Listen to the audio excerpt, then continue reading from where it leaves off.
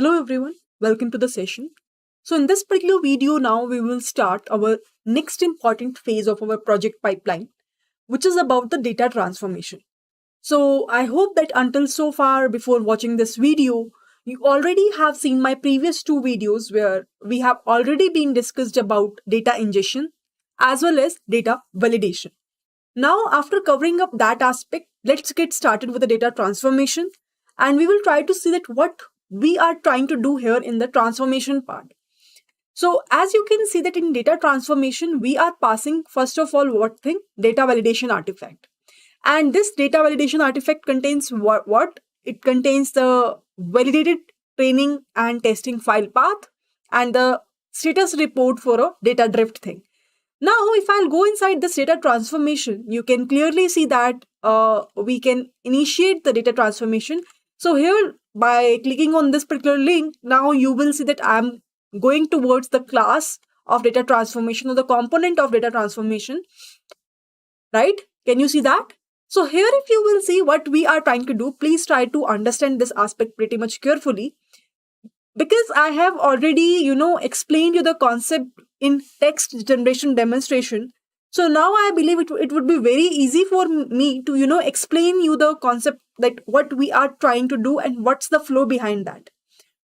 Do you remember the very first thing which I told you in that video is that given a sentence or a word, what we need to do is we need to tokenize that. For example, if I am saying I love reading novel, so what will happen is that tokenization, after tokenization, what I'll get I as a separate word, love as a separate word, reading as a separate word, and novel as a separate word.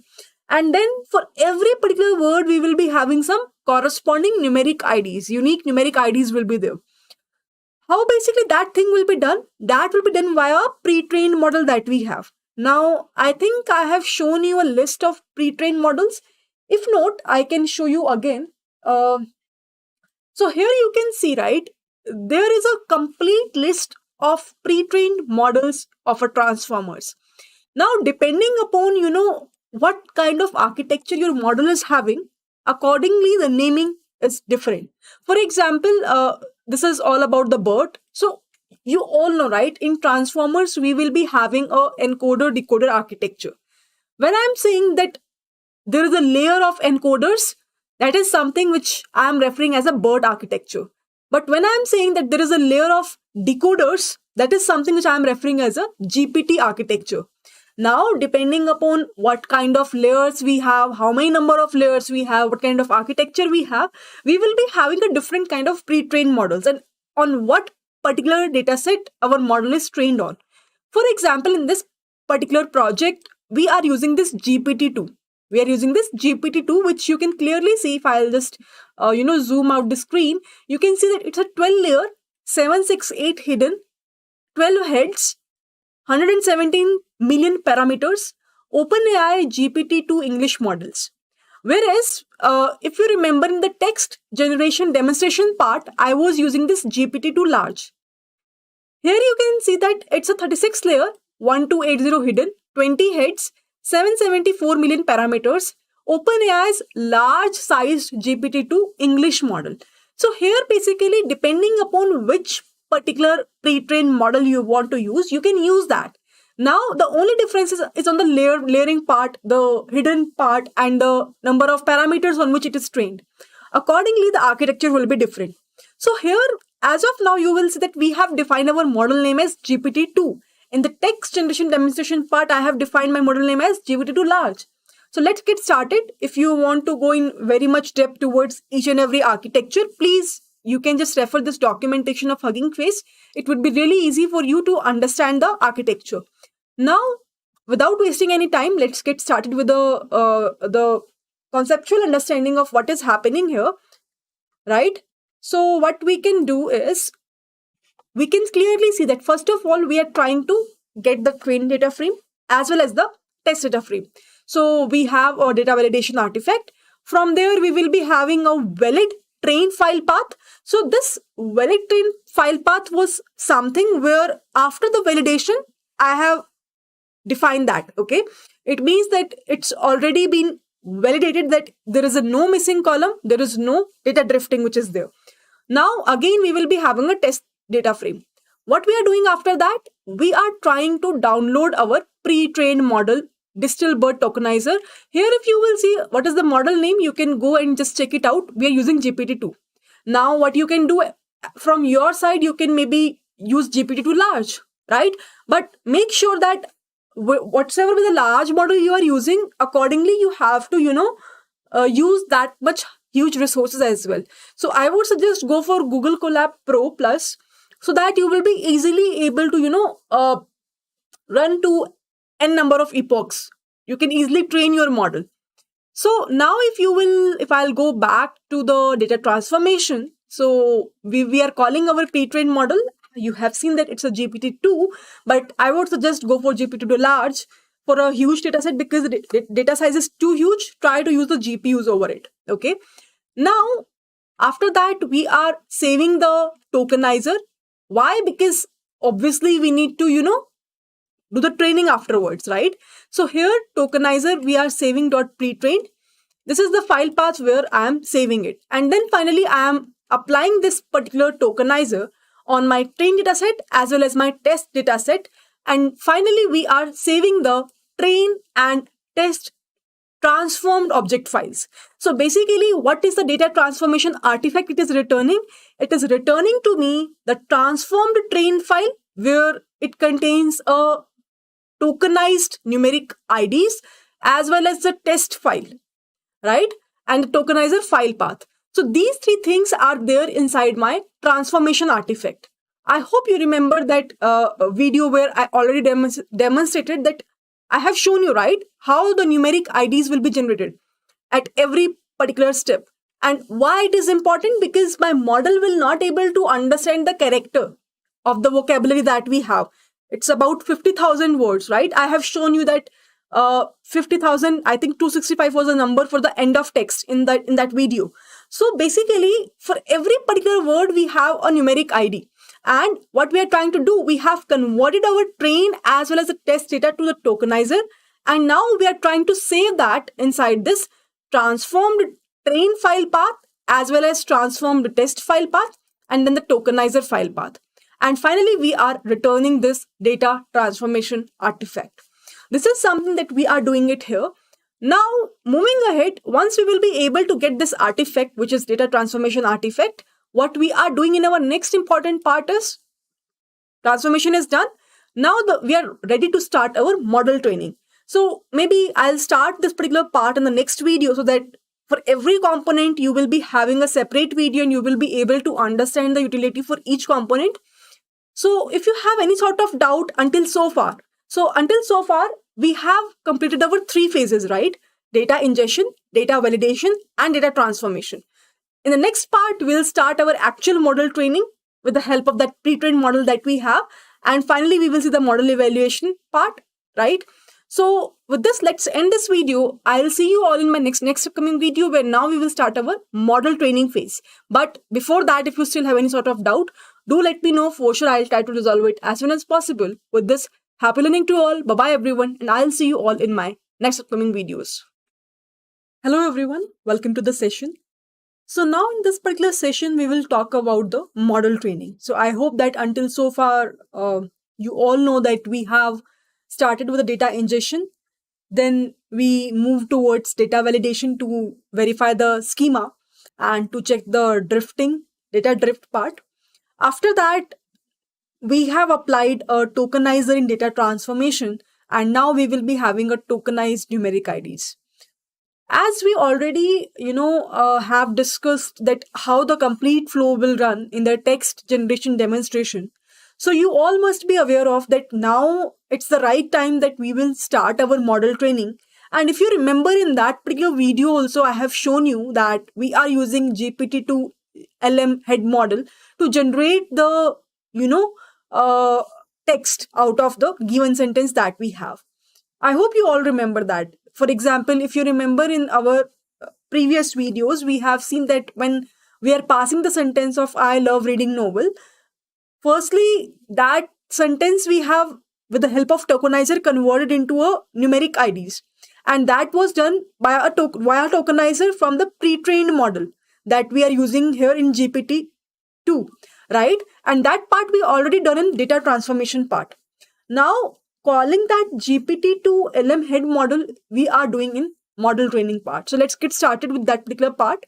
Here, if I'll go inside the start model training function, you can see that we are passing the data transformation artifact, which is very important because there only we will be having a tokenized words that we will pass in order to generate the text. And after that, you can see that we are initiating our model trainer by passing the parameters that are required. Now, when I will go towards the initiation part of the model trainer, it is something which is really important to understand, because here the overall game of training the model will be started. Here, if you will see, we are passing our train dataset, test dataset, that was the tokenized one which we have saved inside the transformed train file path and the transformed test file path which was there in the data transformation artifact. I hope you all remember and you are coming here before watching the previous videos, because all the videos are interlinked and all this is a part of a pipeline that we are talking about here. Now, we are calling a train model function. Now, in this train model, if you will see, I am calling again GPT-2 LM head model, which I have also called when I was doing the implementation live on Google Colab Pro, right? You remember? But here we are using GPT-2 pre-trained model. In that implementation, I was using GPT-2 large pre-trained model because there I was using a large size. Okay. Now, whether the CUDA is available or not, device, all these things are, I hope you all are aware of. See, these things I'm not step by step talking about because I am assuming that you guys are already aware about the concepts with respect to this particular part. Okay. And you already know the finance complaint sensor fault detection project. So if there is someone who is not aware about those projects, firstly go through that, because there the mentor have already explained step by step each and every line of code. So that would be easy for you. Here the major objective is to focus on the current problem statement, not talking about line by line each and every part of the code in every project. Now here if you will see, I am calling this tokenizer by taking a tokenizer file path. Now I am using data collector for language modeling, where I am passing this tokenizer, and now these are the training arguments that we are passing.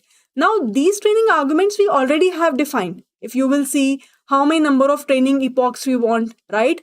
What is the per device train batch size, eval batch size, evaluation steps, save steps, prediction loss only. All these parameters we have already defined. What is the learning rate, right? So we have already initialized that because we know that these things will be utilized in the model training part. And after that, we are calling our trainer, where we are passing over all the training arguments, data collector, training data set, and the evaluation data set. And finally, we are returning that trainer. That is something that we are trying to do in this particular training of the model that we are doing here. Now, this is something that we are trying to do here. So train model is done. So we are calling our model.train to train our model. And finally, that whenever that model will be, trained, what we need to return in this particular model trainer, we want to return that saved model file, right? So what we will do is that we will try to save that train model directory path. So we will save that so that in future, if I need any predictions, I'll directly call this model. Obviously, I will not retrain it again and again at each and every time whenever I will require that. So the good way is I will save that model. After that, once I will save that model, I will evaluate that on the test data, like how it is performing, what is the loss value which I was getting. So what I will do is that I'll try to take from this loss, what is the evaluation loss which I was getting here. And this is something which I am referring as a trained model loss. So on the training data, I have trained my model, and now I am evaluating that particular model with respect to the test data. And I am checking that what is the trained model loss which I am getting here. Obviously, I want this loss to be as low as possible. And whichever model is giving me a minimum loss, that is the final version, or that is the updated version, which I will keep on update. So what I will do is that I will tell you in the model pusher, we will try to push all our saved models so that in future, if I will be able to get some best model out of it, I will just use that model for the prediction purpose. And finally, in the model trainer artifact, we are returning the saved trained model directory path, and we are returning the loss as well. So finally, this is something which we are returning. So in the model train artifact, we are returning two things. What is the trained model directory path that we have, and what is the loss that we have? That is something which is really important for us, because in future, if we will try on some other different model, we will compare that current loss to the previous loss that we already have saved. And whichever is having a minimum loss, that is the final version of the model that we will use for the prediction purpose. And that is something that we are doing in the model training part. So basically, if you will observe, the important thing here to highlight is that we are using here GPT-2 LM head model to generate the text out of the context which we are giving to the model. And that is something which we seriously, if you remember, did in the past sessions as well. But here it's a proper industry level structured code where we are using a classes, we're using a functions, we're using a objects to just call this out, so that a proper pipeline will be maintained. And this is what I want to talk about in the model training part. Now in the next upcoming part of the video, I'll talk about the model evaluation. So I hope you will be able to get an idea that how the evaluation will happen, because we are saving that loss, right? So obviously the evaluation will be related to the loss per se itself, but let's discuss that in the next upcoming part of the video. Let's end this video with this particular note itself.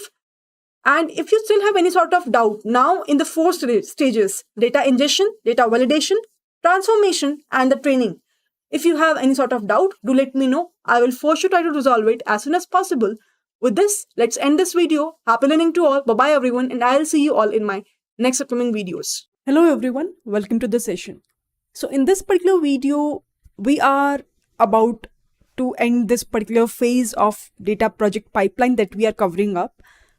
Here, until so far, we have seen data ingestion, then we move towards data validation. Then in data transformation, we have seen that how we will be able to get a tokenized data. Then we started the model training where we have used the GPT-2 LM head model to get the generative text out of the given sentence. All these things are pretty much clear, right? Now the very last phase where we want to evaluate our model. So if I'll go here, you can see that what we are passing as an artifact is the data ingestion artifact, data transformation artifact, and the model trainer artifact. Now you all know that in all these artifacts we have the files. For example, in data ingestion artifact, we will be having a training and testing file. In data transformation, we have a tokenized data. Model trainer, we will be having that GPT-2 LM head model that we have trained on. Now if I click on this initiate model evaluation, this is the very important part which we have to just understand here, that what we are trying to do here. Now we will be having inside this trained model loss, there is a file called as loss.csv. So this trained model loss is the file that we got from model training. So for every particular trained model, we will be having a CSV file, and that we are storing it inside this trained model loss variable. Now, initially what we are saying that whatever model I am training, the initial model acceptance is false. Now the question is that at what stage we will accept that model? What do you think? So here we will be having a cloud model loss where we will be trying to store all the models, whatever model I have trained on, right? And then I will push it on the S3 bucket. So we will be having a cloud loss for that. Now, when it is false, then we are saying it true. What does that indicate? Once you will be able to understand this, you will be clearly able to get an idea what we are saying here. See, when we are training a new model, at that point of time, if the current trained model loss that I am getting is smaller as comparable to the cloud loss, which was the loss from the previous models that I have, then obviously the current model I will accept. What I want a minimum loss, right? I want a loss to be as much low as we can make. So here, if that is the condition, if it is true, then in that particular case, so here if you suppose that cloud loss was 0.03, but you're getting currently for the trained model loss 0.02, In that particular case, what you will do, you will just accept that model. And in that particular case, the model will be accepted, and that particular model you are passing as a model evaluation artifact. Otherwise, it will remain false only, because the initialization that we did is false. So that is the only thing that we are doing in model evaluation. We are just comparing the trained model loss that we are getting, because at each and every time I'll train a new model on my dataset, and I will be able to get some trained model loss.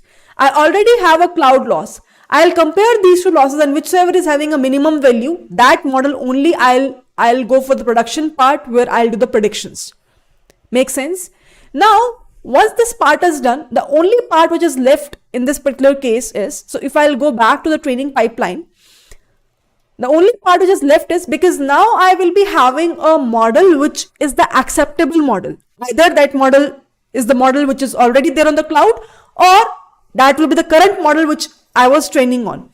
Now the final part is the model pusher. Now you already know that what we are doing in model pusher, we are initiating. So I'll go inside this. Let me go back.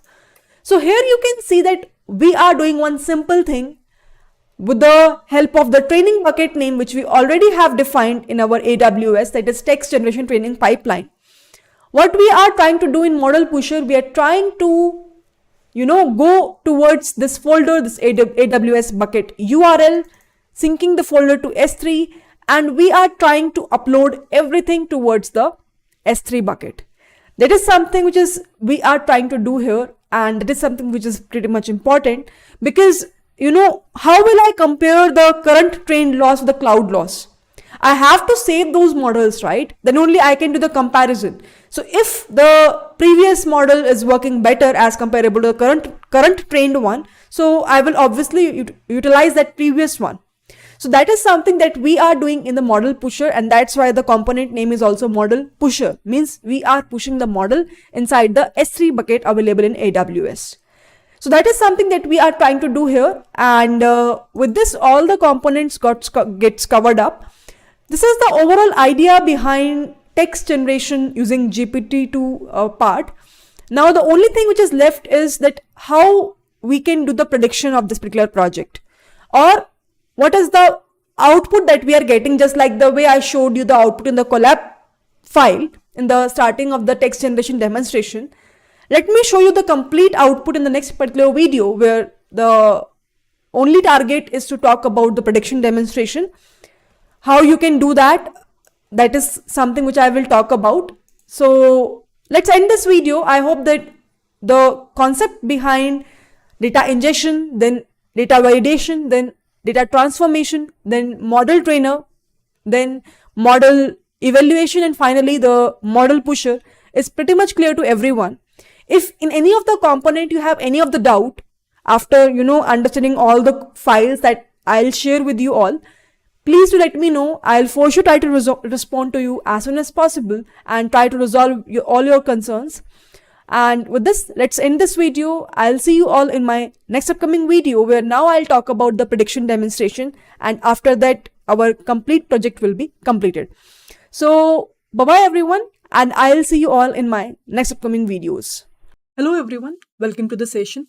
So in this particular video, we will start understanding the text generation demonstration part. Here I'll show you, the idea behind how basically we will do the complete pipeline. So I'll take one simple sentence here just for the demonstration purpose, and we'll show you the context behind each and everything, that how we will be able to generate the text using GPT-2. And afterwards, it would be very easy for me as well to, explain to you the complete end-to-end pipeline via code from data ingestion to model pusher. And you will also able to get an idea that, okay, because logically wise, now you are good after this particular session. And then it's just the part which I need to explain is how the things are happening and how the things are interconnected, how we are creating a classes inside the every particular component that we have. So let's get started with this video. Now, here you will see that the very first thing what I will do is that I am using Google Colab Pro. So what I will do, I'll just connect it and I'll just change the runtime to GPU, because I'm using Okay, let me save it. I'm using a GPU here because I want to, generate the text. It will take a huge amount of RAM and GPU. So that's why we can do like this. So if you're not having a Pro Plus also, then also you will be able to get the option to change this hardware accelerator to GPU. Do it. Okay. Once you are done with that, it would be great if you will follow the instructions parallelly, so that you have the option to pause the video and do the implementation side by side, so that you will be easily able to understand the context behind whatsoever we are doing here. Okay. Now, what we are doing, the very first thing is, if you will observe that, for example, if we want to generate a text out of the given sentence, what we're supposed to do is the very first task. I hope you all will agree with me, because we already have discussed that first of all, encode. We need to encode a sentence, a given sentence which is entered by the user, to a, we need to first encode a sentence to a token. Am I saying it correctly?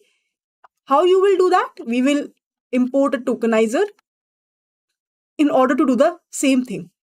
Now, for example, if you will observe, for example, if I am saying, let me just extend the screen so that it would be visible to everyone. For example, if I am saying that the sentence is something like this, I'll take the same example. I love reading novels. Fine. So what we want is, or what this tokenizer will do, it will automatically convert that particular sentence to a token. So what will happen is, we will be able to get a list where I is having some numeric ID. For example, it is having maybe 79, love is having maybe 149, reading is having maybe 56. I'm just writing it randomly, and this is 89. So what happened here is that we have converted our complete line to a token, which contains a numeric ID for each and every word that we have. So now, this is the very first task that we're supposed to perform. So given a sentence, we need to just define like this. Perfect.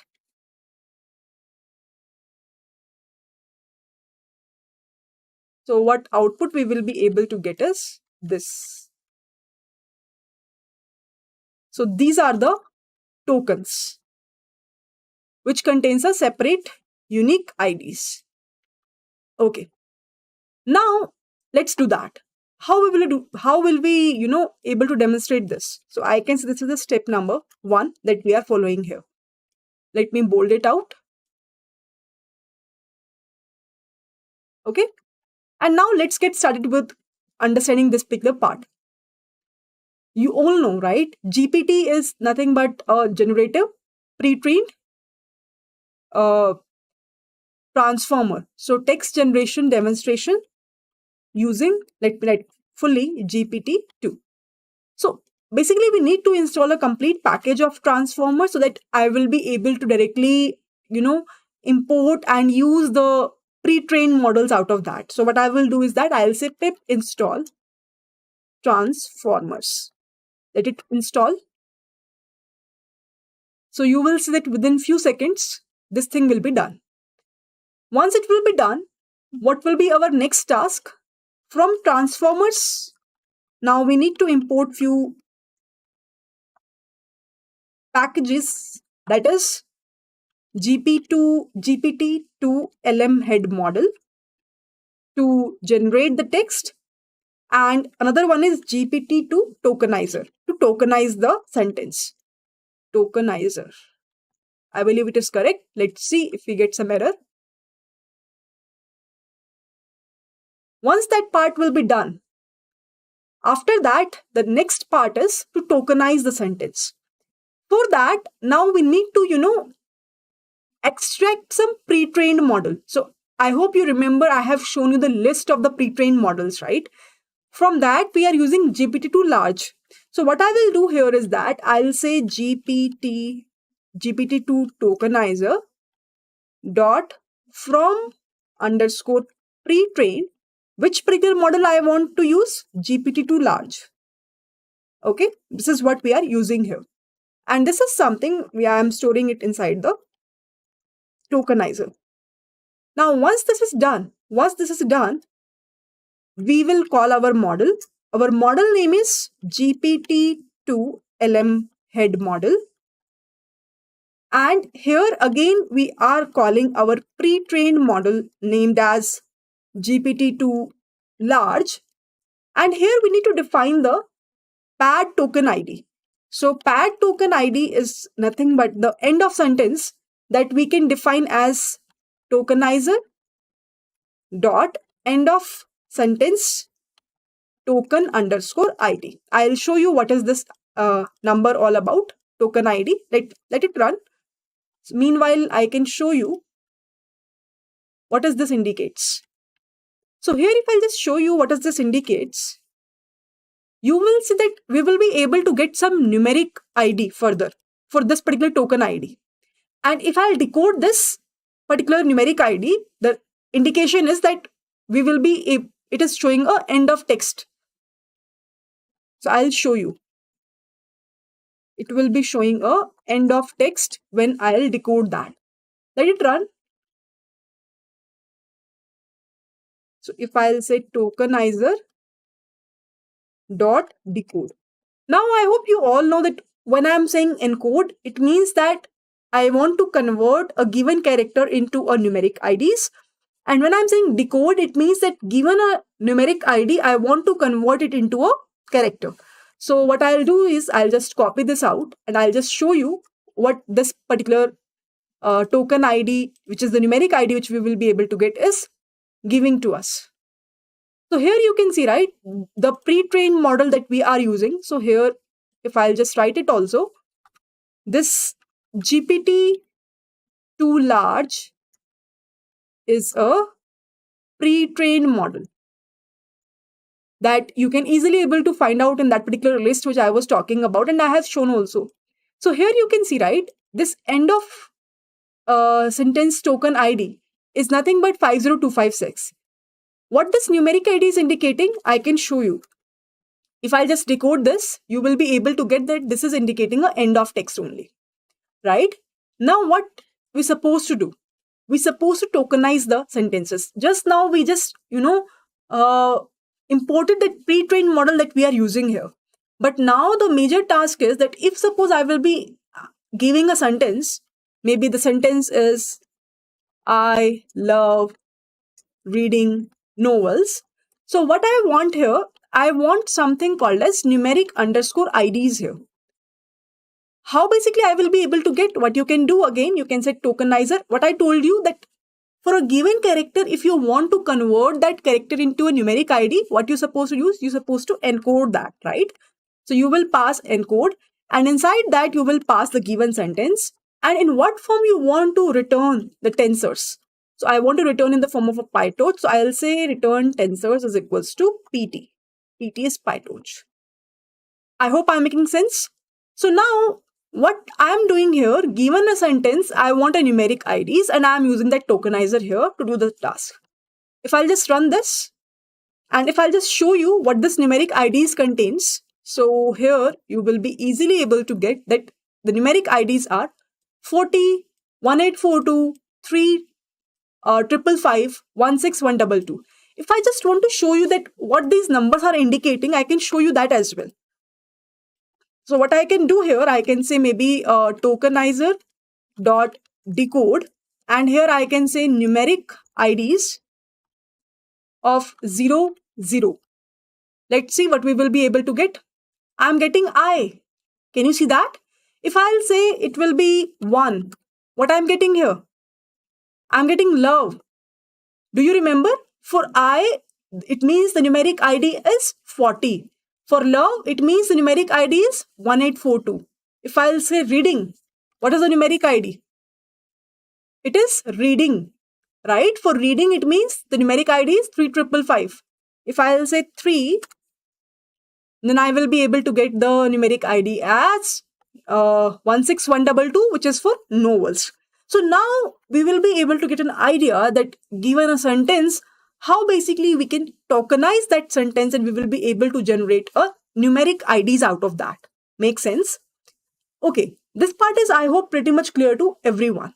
Now, what is the next important part?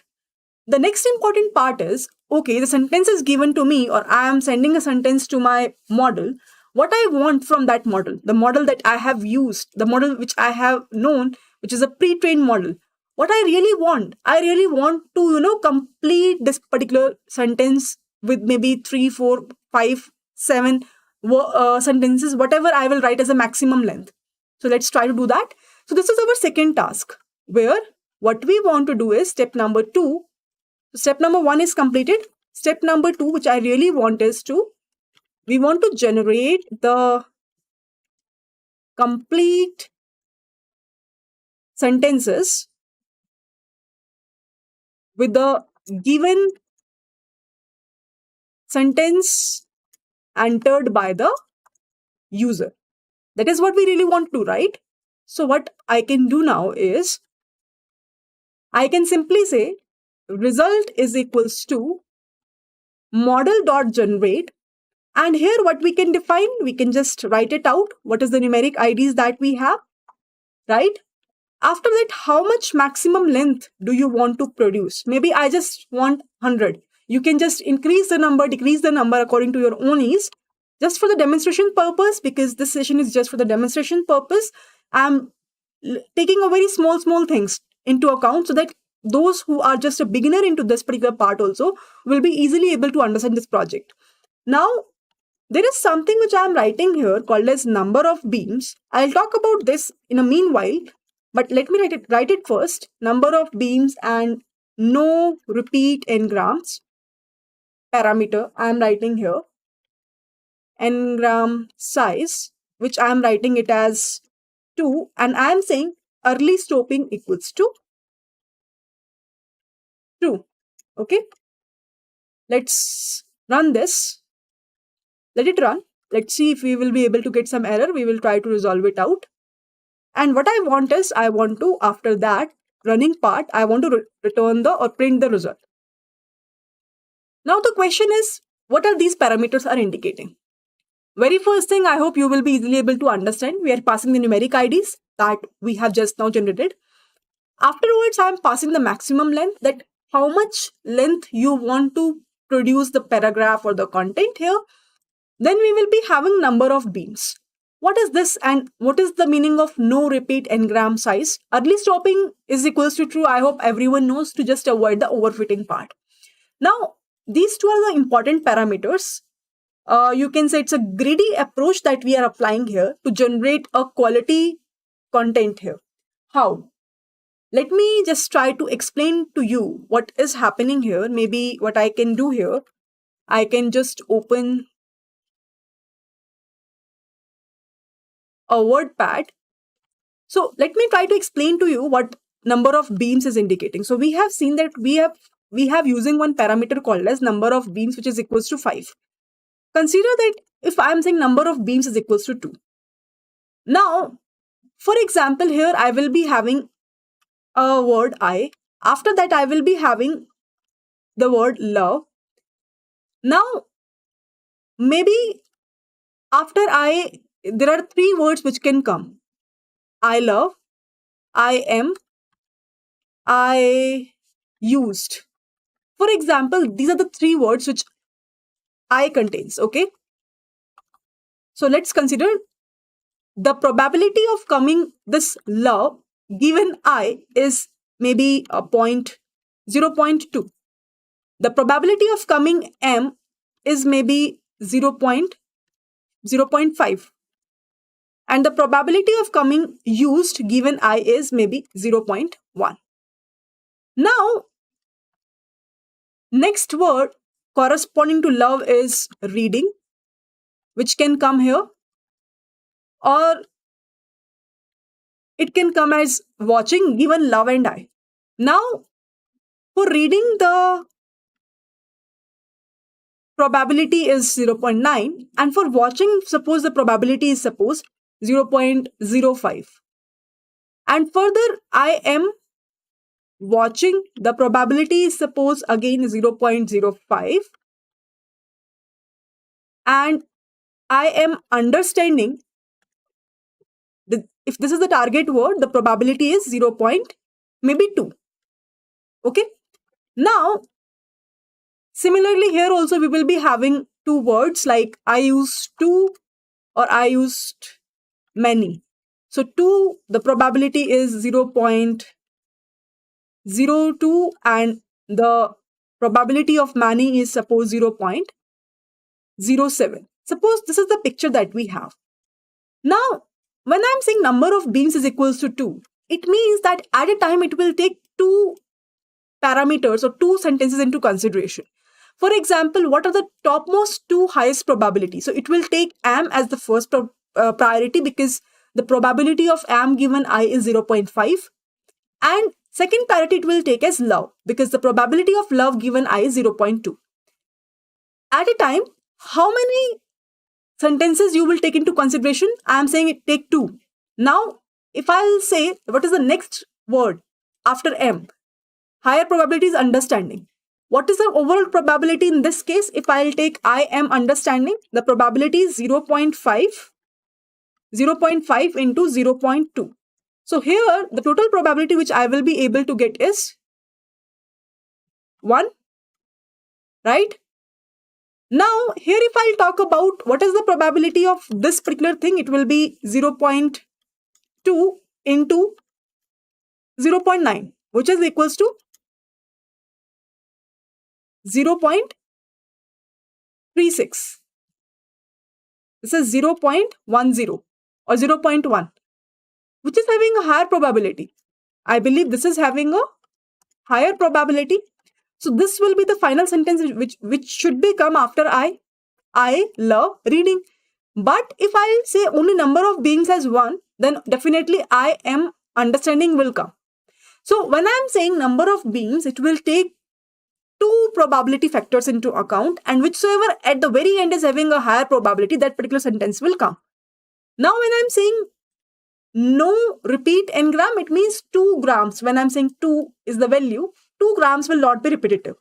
This is the simple meaning behind the sentence generation part. So I can say that this is something which is, I would say, is a greedy approach to generate a quality context given, I would say, any word. I hope I'm making sense to everyone. So it's just an, I would say, optimization. That's it. So now if I'll show you, we can clearly see that we will be easily able to run this. Now if I'll say print result, can you see? We will be able to get 100 different numeric IDs. But obviously, these numeric IDs we will not able to understand. So what we supposed to do now? We supposed to decode it. How we can decode? Again, we will use tokenizer dot decode, and inside that what we will mention is we will mention result of 0, and here I'll want to skip a special tokens, so I'll say it as true. Okay, let's run. Can you see that we will be easily able to get 100 words paragraph? If I'll just copy it down here, this is what I'm getting. This is what I'm getting, which is I love. So what is the sentence that we have provided? If you remember the sentence which I have given, it was I love reading novels, right? So what happened? If you remember, in the step one, we got a tokenization of that. If you remember, we got a tokenization of that, and which was nothing but where was that? This one, right? So we got this as in the form of a tensor type. So once this is done, we will be able to get this, right? Once this is done, so for I, we will be having 40. For love, tokenized ID is 1 and 4, 2, which you can say is a numeric ID. And in the step 2, when I pass this numeric ID to generate the sentences or the paragraphs, This is what we will be able to get, where we are getting. So see, with the same given sentence, it started and it's saying, but I don't like to read them in the same room with other people.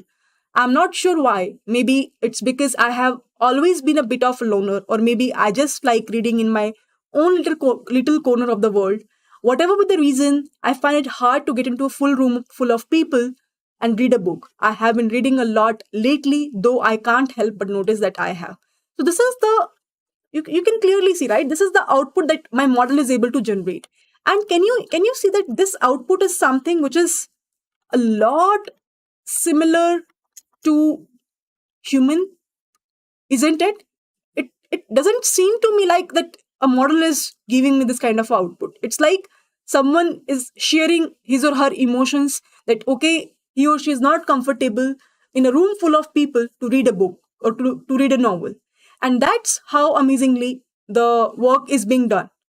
Why? Because a dataset is very huge, where the pre-training already had happened. That's the major reason. We usually say, right, it all depends that what kind of results we will be able to get on the data set, at least in the context of machine learning, deep learning, NLP, in data science domain specifically, if I'll say. So that's the only reason that we will be able to get this much good amount of good result as an output, right? So this is what I just want to demonstrate here, that how basically we will be able to generate a text using GPT-2. And this is what is all about. We will study in the next upcoming class. Now in the next upcoming session, we will see the similar thing. Again, the you will be easily able to now get the uh, logic behind each and everything. It's just that now we need to see the pipeline, that okay, what is happening in data ingestion, what is happening in data validation. Although contextually we have understood, but practically implementation wise, I'll just demonstrate you that how things are happening via code, and I'll show you the proper display output as well, so that you will be easily able to understand the context behind each and everything when you will do it by yourself.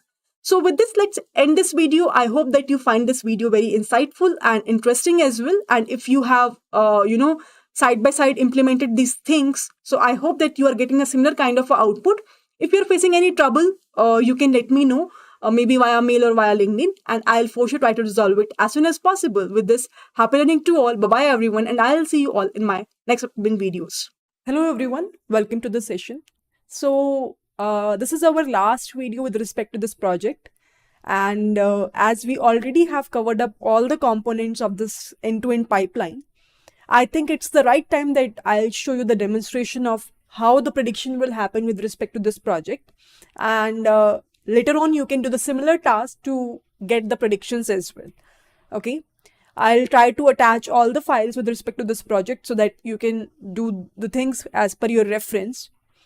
So here what I can do, or what you're supposed to do, is that first of all, you need to create a separate environment. Okay. I already have created the environment. So, but you need to create that. I hope you all know what is the command to create an environment. So let me do one thing here. Maybe I can open one WordPad. So basically what you're supposed to do, you're supposed to say conda create -n, because we are creating a new environment. The name of the environment you can give. Okay. So this is the name of environment which you're supposed to give, and then Python version. So it would be better that if you will take a updated Python version, maybe you can take 3.10, and then, because I want when the environment will be created automatically, yes will be tapped. So you can write -y, otherwise you have to manually write it down. So this is something that is the command that you're supposed to write to create a new environment whenever you are trying to run this particular code. Once you've done that, so in my case, my new environment which I have created is my env. So this is the environment which I have created via writing this particular command. Now after this particular command, you need to activate, so your environment will be created. This is the first task that you're supposed to do while executing this project. Okay, so these are the steps, I would say, to execute the prediction demonstration of this particular project. So please take care of that. The second thing which you're supposed to do is that now, because you have created your new environment by the name of my env, you need to activate that. So conda activate my env is the command that you're supposed to write. So let me write that. So I'll say conda activate my env, and after that I'll just click on the tab button. So you can see that the environment will be activated, and this is something which similarly your environment will also show. After that, you have to run this main file. Now if I'll go in this main file, we are not doing anything which is very much bigger. We are just calling our training pipeline, and we are running this particular run underscore pipeline. If you remember, this is the method only which I was explaining to you from all the previous videos, right? So what you're supposed to do is you're supposed to run this particular file, python main.py, and once you run this, if I'll show to you, so once your run underscore pipeline part is completed, it will show you a info by saying training pipeline completed and training is successful. So if you will see here, we are getting a path, port is 8000. So what I can do here is I will try to demonstrate to you that what is happening. So here, if I'll show you localhost 8000, can you see that there is a training and prediction part? So if I'll show you localhost 8000, and here I'll show you training pipeline is already running, right? It is running. So what I can do is now I'll try to do one thing here. Suppose I want to do the prediction. So what I'll say, I'll try it out. I'll say, I love reading novels. This is the example, right, which I was talking about in the previous videos as well. So we'll try to execute that, whether we will be able to, generate a text out of it or not. So I'll run on the execute tab, and let's wait for a few more minutes. Meanwhile, I'll tell you that there is one more thing which you have to do before calling that python main.py file. That is, you need to export the environment variables for you, because I already have exported, so that's why it is not showing any problem to me. But if you will directly run that particular file, it will show you an error, because you have to connect your local with that AWS port, right? So what you're supposed to do, you're supposed to mention what is the AWS access key, what is the AWS secret access key, and what is the default region. So in order to connect with your AWS, so that, because you all know, right, in data ingestion, we are getting the data from S3 bucket. So we have to connect somehow this particular local main file with that AWS, so that it will be automatically get configured with S3 bucket, and we will be able to get the data from the starting itself. Otherwise, in the starting phase itself, in the very first component of the data ingestion, if you will not connect AWS, it will give you an error and it will not execute like this, the way it is running. So if you will see, this is what I'm getting as an output. If I'll just copy this particular output and I'll just show you on the WordPad itself, maybe let me go here. So I'm just copying it. This is the output which I'm getting. But before that, what I'm saying is that you need to do 3 more things. You need to export the environment variables to run this particular code. You need to export the environment variables. Here, these are the 3 things which you're supposed to do. You need to export the AWS access key ID. So once you will create your AWS account, you will automatically able to get these 3 things. What is the key ID? What is the secret access key? And what is the AWS default region? So by mentioning this particular 3 things, by exporting these 3 things, you will be able to get started with the connection with the AWS account. And after that, when you run the command, which is Python, which I shown you, right, main.py, then automatically it will move your things towards localhost 8000 port, and there you can go and you will be able to see the docs, and inside that you will be able to see the complete input and output and the predictions in the training part that I have already shown you. So this is the output which we are getting, right? What is the input that we have written? If you remember, input I have written is I love reading novels. And this is the output which I was getting. I love reading novels with lots of spoilers and twists. And I think this novel can deliver a surprise here. The ending is really interesting because in the end, everything we do here is completely pointless. I would like to see the ending and why the story is worth watching. I'm a pretty high school student from Florida. I live in a little town called South Florida, where most of the people I have known have decent jobs, and I'm really happy. So can you see that how we will be able to generate a text using a GPU, right? This is something which we are saying, yes, we will be able to generate a text generation using a GPT-2. And here you can see that how human-like text generation we will be able to get. Can I say? It's just human-like, right? So this is something which are the steps which you have to follow to get the prediction demonstration. So this is something that we are getting here, and I hope that you will be able to get an idea. So if you want to now stop your running files, training and all stuff, so what you can do, you can just say Control+C, so automatically everything will get stopped, right? Your server process will get finished. So this is something which I want to talk about in this particular last session. I hope that you really enjoyed a series of text generation using GPT-2 project, right? Starting from the demonstration part until the last demonstration. So we started I started with the demonstration also, and I am ending with the demonstration only. And in between, we have talked about the components that we have in all these files, which are very important to understand, without which you will not able to get a clear-cut idea. We have also seen the mathematical intuition behind, this particular concept. So this is how basically the advancement of text generation happened. And it's not only with respect to GPT-2, you will observe that there are other models as well, which will help us to generate a text. And that is your assignment problem, which I will talk about in the next upcoming videos.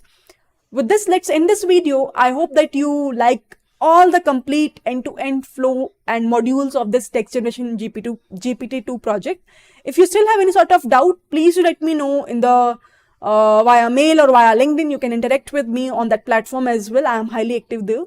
And let's end this video. I'll see you all in my next upcoming video, where I'll talk about what now you have to do, or what should be your next step to, explore this project, and how basically you will try to demonstrate the things on your own way, right? Because, seeing the code and explanation, listening the explanation will never help in the project's part.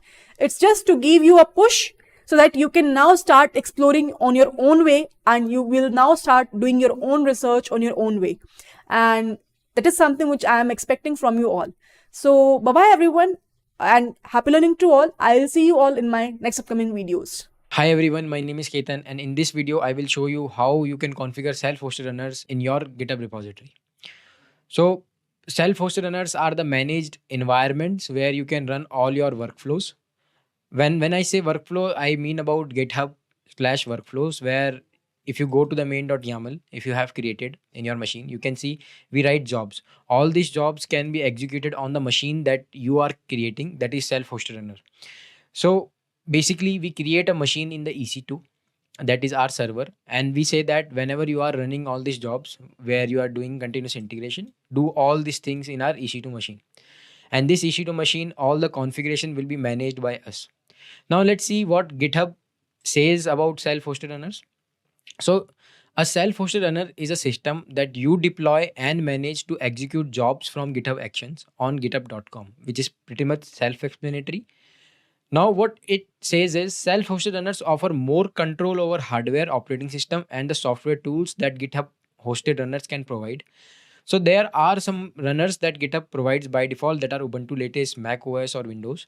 But when we want more control over the environment, when we want to go in depth and do some configurations, at that time self-hosted runner is the best thing to go to. With this With self-hosted runners, you can create custom hardware configuration that meet your needs with processing power or money to run large jobs. So, in machine learning, you might be aware about big machines where we want to do continuous training and we want to handle all the environment. So, let's say if we have remote GPU machine and we want to execute some code over there, we can always add that GPU machine to our GitHub repository and execute our workflows as per the event. So, this was a brief introduction about self hosted runners. There are more documentation and there is a lot about self hosted runners you can explore in your meantime. Now, let's just see how we can configure it with our GitHub repository. For it, you can see this script folder on your git in my GitHub right now. I will paste these resources in your tab. There you will find it. So just go to scripts, go to self-hosted.sh. Now you can see code. Some code is written here. Before executing this code, just go to AWS Management Console.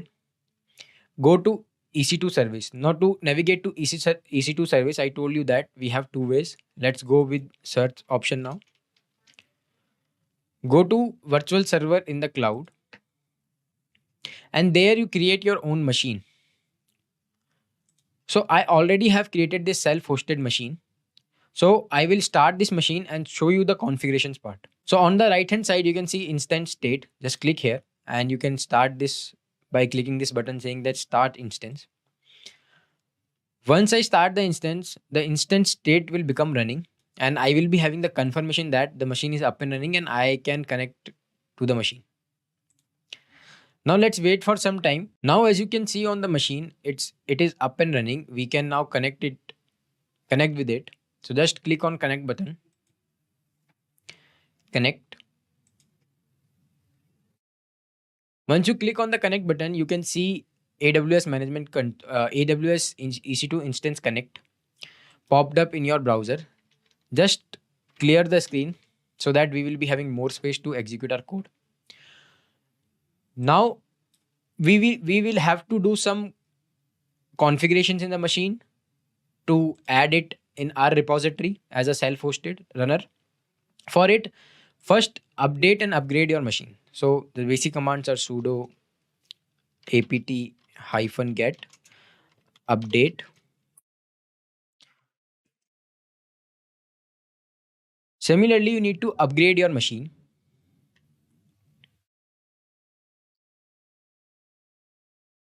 Now, as you can see, it's done. Now I will write sudo apt-get upgrade -y.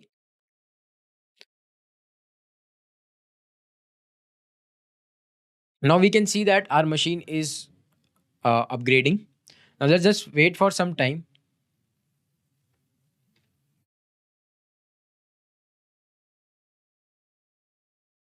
At this time, just click the enter.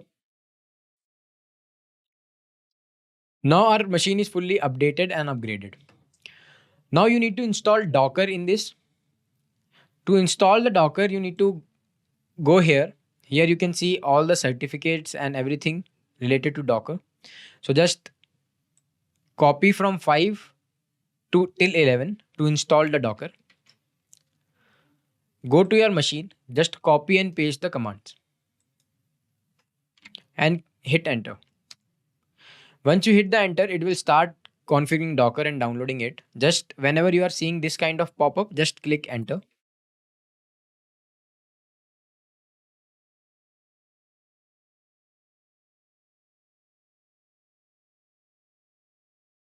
Now just let's wait for some time because Docker will take some time. Meanwhile, what we can do is we can go in the now again you can see we have this pop-up. Just click enter. Here you can see Docker installation is done, saying docker.socket. It's up and running, active and running. Now, once you install Docker, you can check it whether it is working or not by just writing docker -version.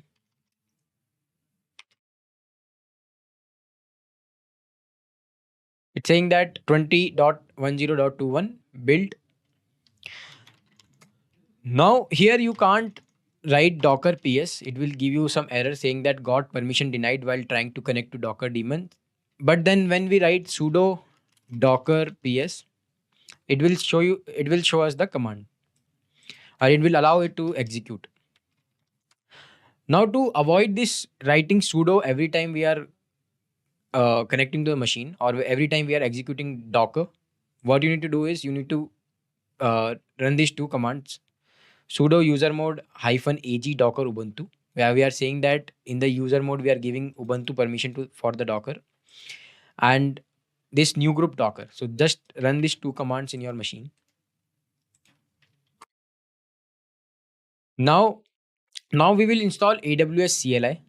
To install the aws cli, all these commands you can find on aws cli installation page. I have just copied from there and put it here. So from line number 17 to line number 20, just copy it, go to your machine, paste all the commands, hit enter. Once you hit the enter, just press yes. Once you do it, now you can see aws installation is running. Once it is installed, we will write aws hyphen hyphen version to see whether our cli is working or not, or it is installed or not. Now our aws installation is done. So just go to aws hyphen hyphen version. You can see it's perfectly installed. Now our configuration of self-hosted runner will start. So to configure it, what you need to do is go to your settings here in your GitHub repository. Click on actions, click on runners, click to new self-hosted runner, click on Linux, keep the architecture as cross 64. Now here copy all the commands and start pasting it in the machine.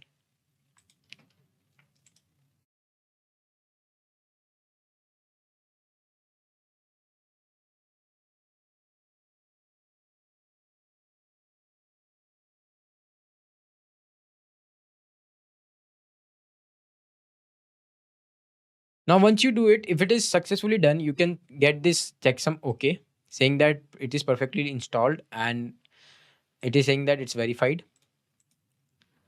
Just extract the installer, that whatever you have installed, just extract it in the machine.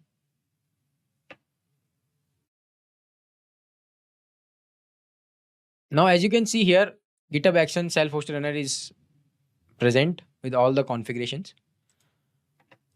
Now just run this, create the runner and start the configuration experience.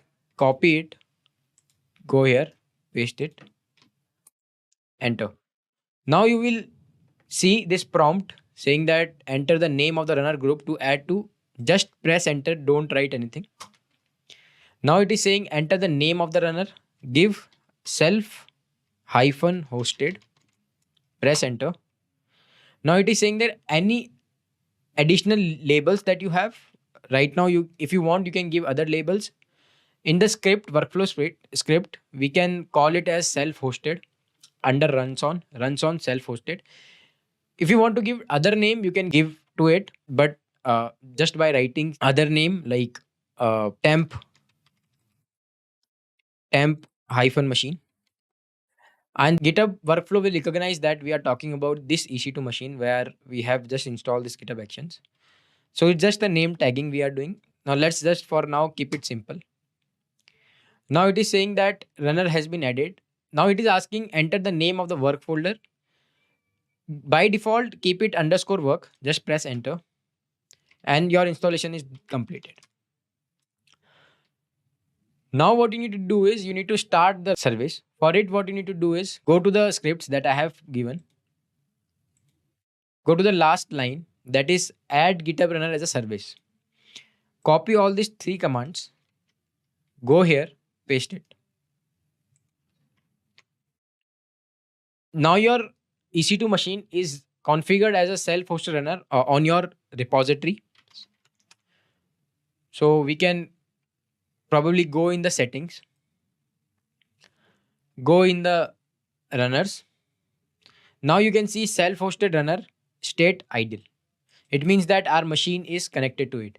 Now if I turn off this machine, writing sudo shutdown now, here you will see that it will go offline. See, now again if I go and start this machine,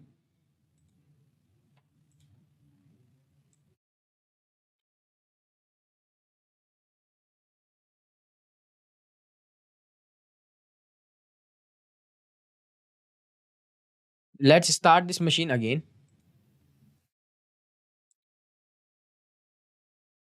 Let's just wait for some time, and then you will see that here it will change from offline to idle.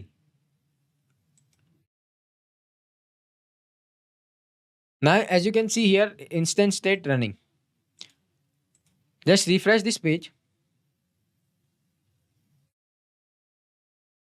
Now you can see it is converted from offline to idle. Means that now GitHub can run all the tasks that you have written on workflow in this machine.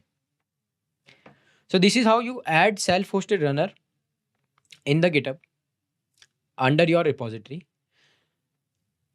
Now, whatever project you will make, for example, this is right now GitHub Actions hyphen integration template. This is a just template that I have created.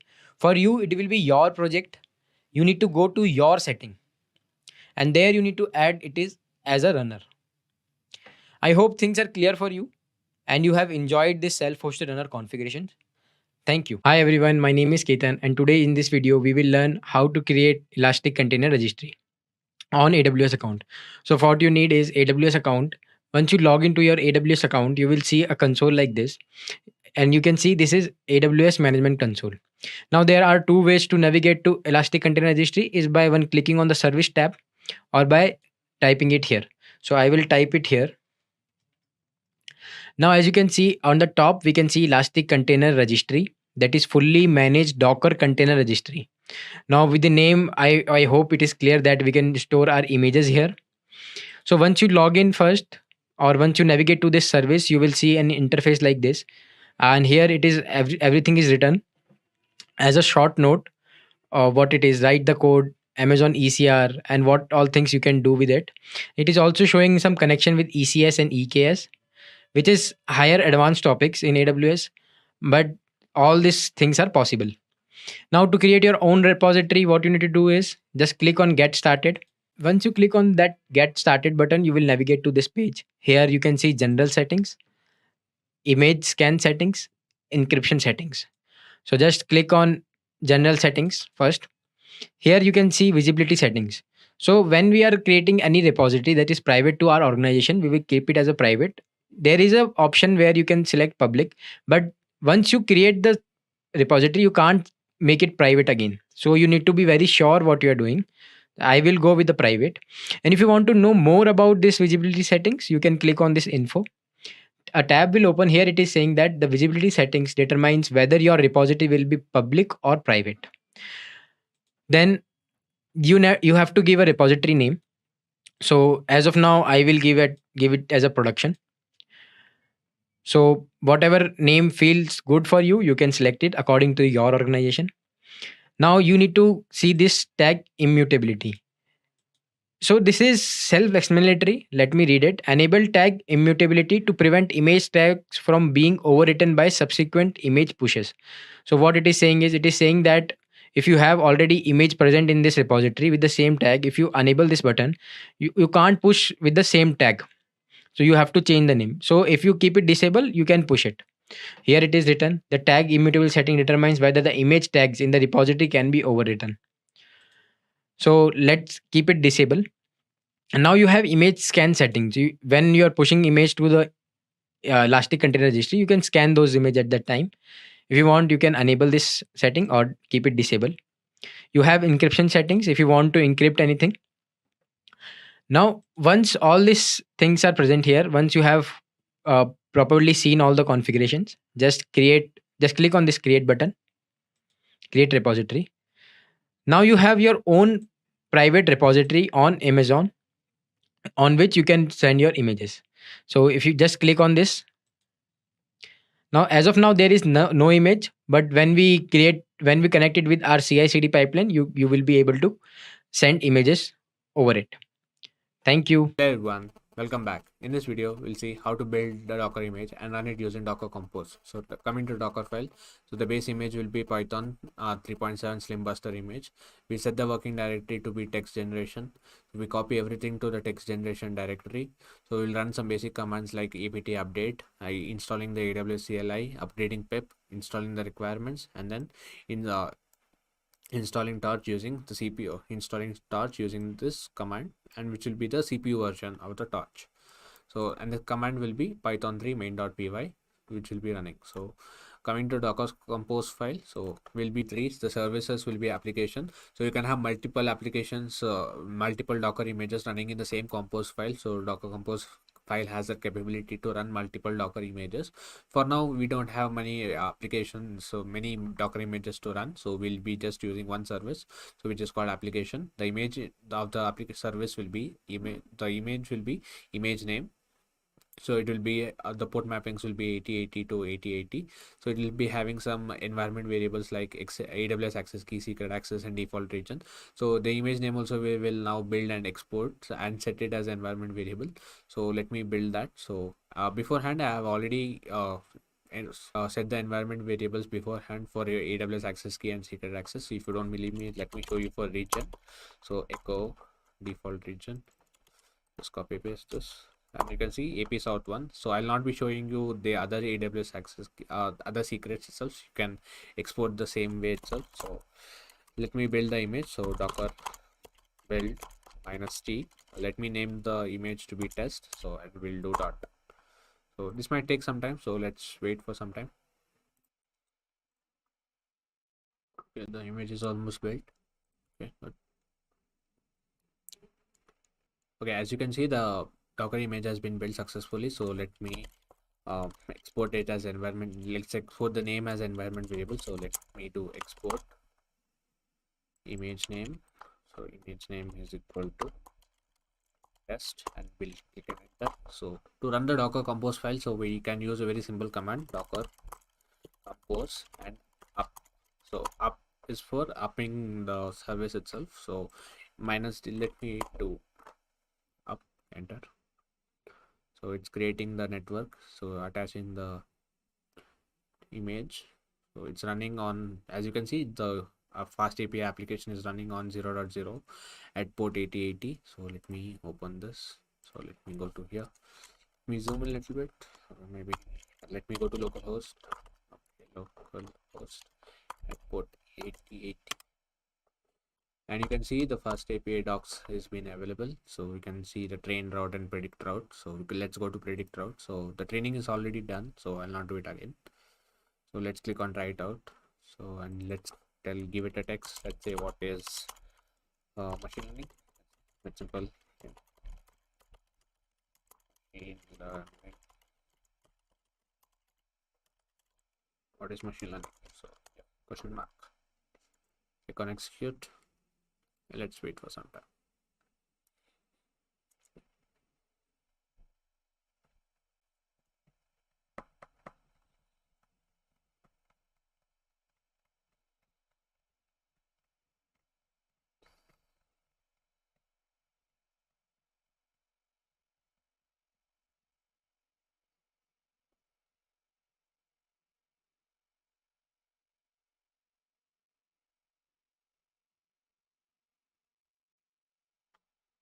So let me show you what's happening in the background. So it's downloaded the data from S3. So the bin file, the config.json files. So let's wait till then.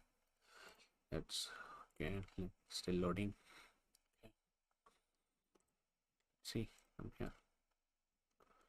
Getting this done. Downloading. Okay.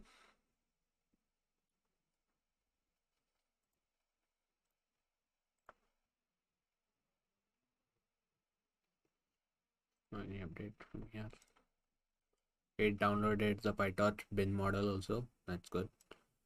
And so okay, it's downloading the config JSON file, vocab.json. Okay, so I think it's almost done, I guess.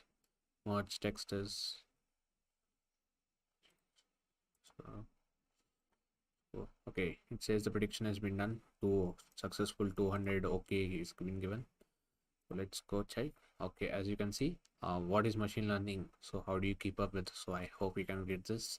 So we are getting a successful prediction itself. So let's test this. Let's deploy this application. This is local testing we have done. So in the next video, we'll see how to deploy the same application in EC2 instance. So yeah, thank you. Hello everyone, welcome back. In this video, we'll see how to deploy our application using GitHub Actions. So the name of the workflow will be our deploy application Docker image to EC2 instance. It will run on the events of workflow dispatch. So then jobs will be continuous integration. The continuous integration jobs runs on the Ubuntu latest image. The steps being to check out the code, configure the AWS credentials. So I will show you how to get these secrets. So log into ECR. So build tag and push the image to ECR. So the ECR repository, this will be the ECR repository. The image tag will be latest, so it will build the image. So docker build -t, same usual things. So docker push and the same usual things. So the next job is continuous deployment. It needs the continuous integration job. Runs on the self-hosted image. So in the previous video, I will hope you have understood how to set up the self-hosted runner for EC2 instance. So the steps will be to check out the code. So to configure the same AWS credentials, so log into ECR, pull the Docker image from ECR repository. So the ECR repository being this one. So to pull the Docker image, so this one, and set the environment variables and start the Docker container. So these are the environment variables, the image name. So when we tested locally, we exported the environment variable as test. So if you remember that, so here also we will put the environment name variable as image name as the ECR repo, which we push to ECR itself. So this will be that. So next, coming to AWS credentials, so same usual things, and then docker compose up -d. So -d is simple, very detached mode. So same way we did for like running the single container itself. So here for compose also -d is the same. So next is to clean up the old images and the containers. So we do docker system prune -f, and that is about the workflow. So now that we understood how the workflow runs, now we'll set up the GitHub secrets itself. So let me show you that. So let's go to EC2. Let's go to, sorry, not here. Let's go to actions. Let's go to code settings. So in the settings, we can go to secrets and variables, go to actions.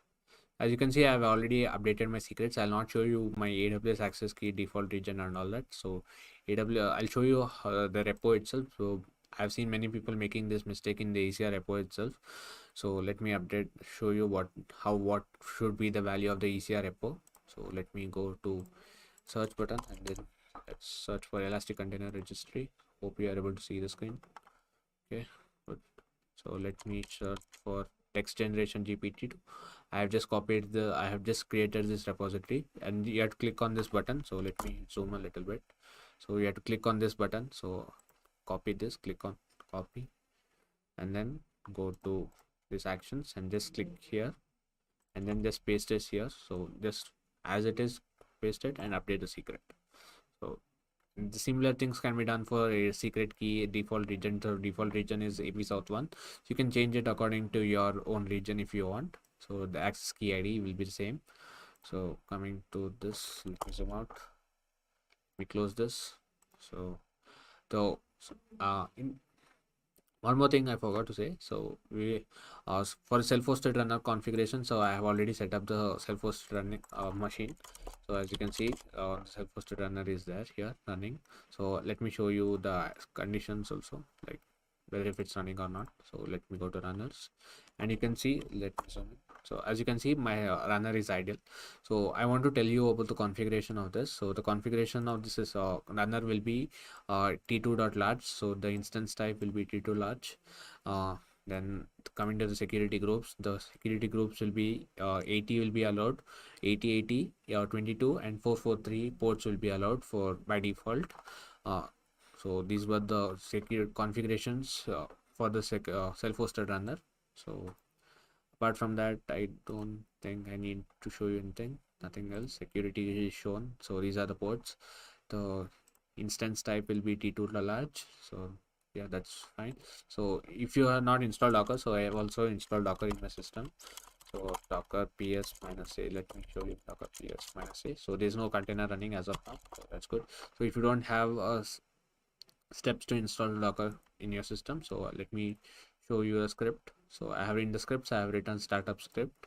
So here these are the commands for installing the docker itself. So you can use these commands, just copy paste, and you will be able to get this.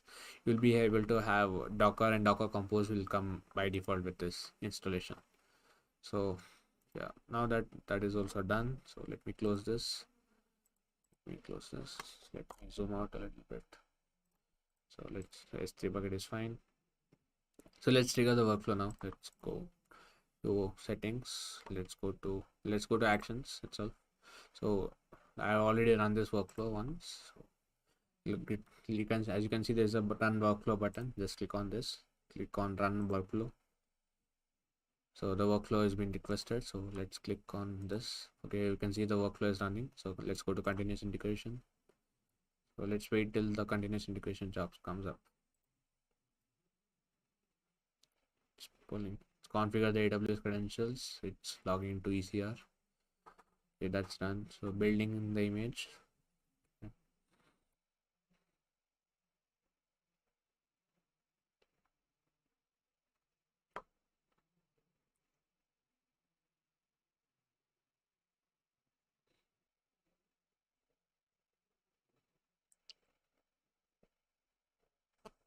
So it's built. It's pushing. Let's let it exist.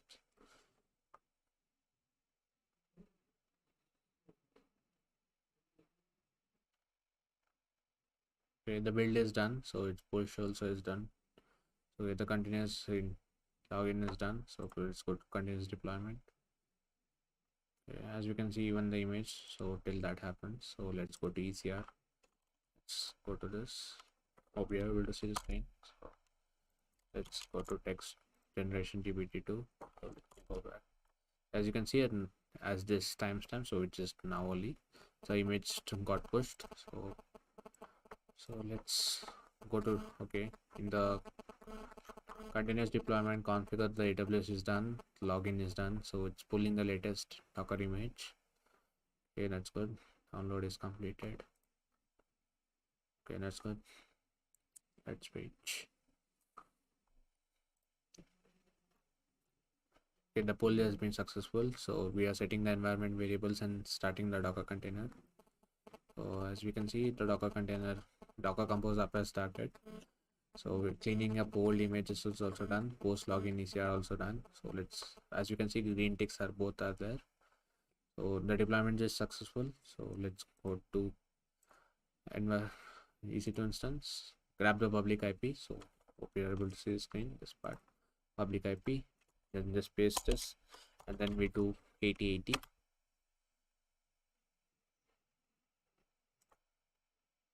As we can see, our fast API is coming up. So Swagger. So let's go to predict route, and then let's give it a try. So I'll give what is, instead of machine learning, let's say what is deep learning. See what it gives. So click on execute. So let's wait for some time. Okay, as we know, in NLP models take time to get inference.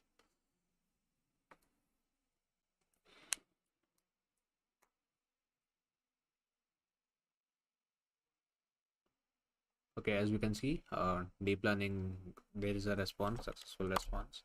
Let me show you what is deep learning. So it gave me this answer, it generated, so it's really good.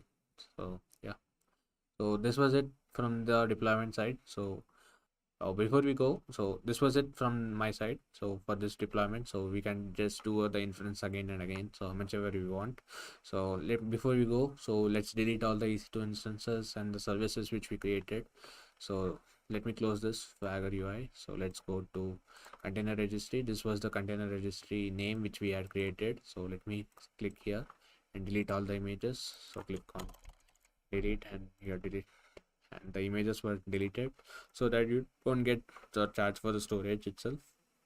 Coming to the EC2 instance which we created, so let's show me that. Let's click this, click on instance, terminate the instance, and then terminate.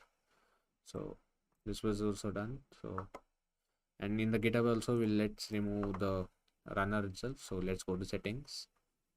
So let's go to actions, runners. As you can see, our runner is offline because we stopped it. We terminated the EC2 instance. So let's click here, and you'll be able to see a remove runner command is there. So click on remove runner, and then force remove this runner. So, and the runner is successfully deleted. So they are seeing no runner is configured. So let's go to EC2 instance, shut down. So as you can see, the text generation instance is also terminated. So yeah, so thank you guys.